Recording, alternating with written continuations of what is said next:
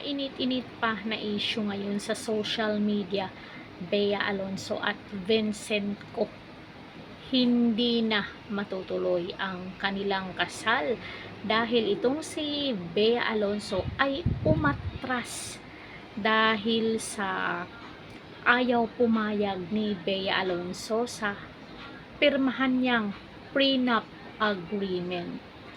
So it means ba nito kung ano ang ginawa ni Bea sa ex niyang si Dominic ay ginawa din sa kanya ngayon ng pamilya ni Vincent Co.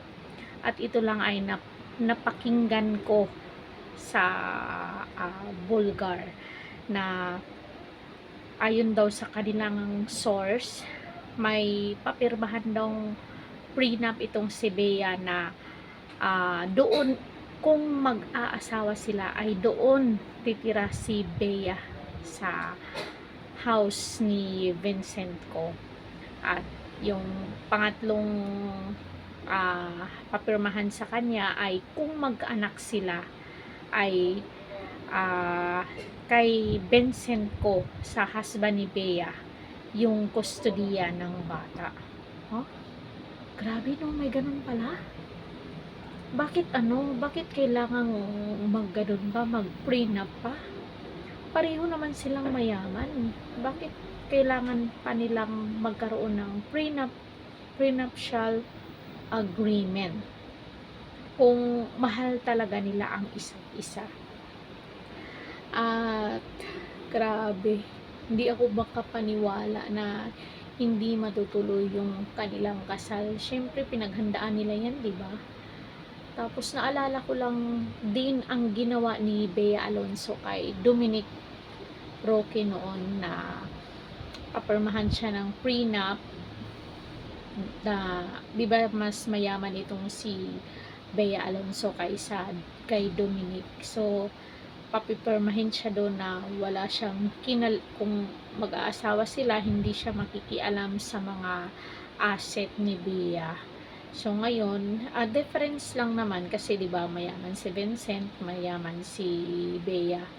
Ang gusto lang ng pamilya ni Vincent ay pipirma si Bea na pag ikinasal sila doon siya titira, at pag magkaroon sila ng anak ay kay Vincent Co.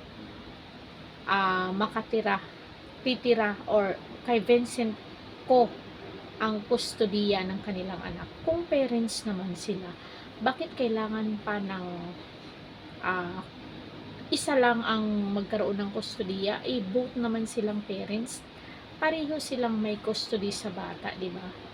At yun daw yung dahilan kung bakit na-trigger si Bea at kinansel ang kanilang kasal. How sad naman. Pangalawa na tong kasal sana ni Bea, kaso naudlot. Sana itong kay Vincent Co, sana magkaroon sila ng reconciliation. Syempre pareho na silang may edad. Tapos sayang naman, marami yung nag-expect na ikakasal sila, mga bilyonaryo, both ang kanilang both sides silang dalawa, si Vincent bilyonaryo at saka si Bea bilyonaryo din. So anong sa inyo dito? Comment dyan sa baba.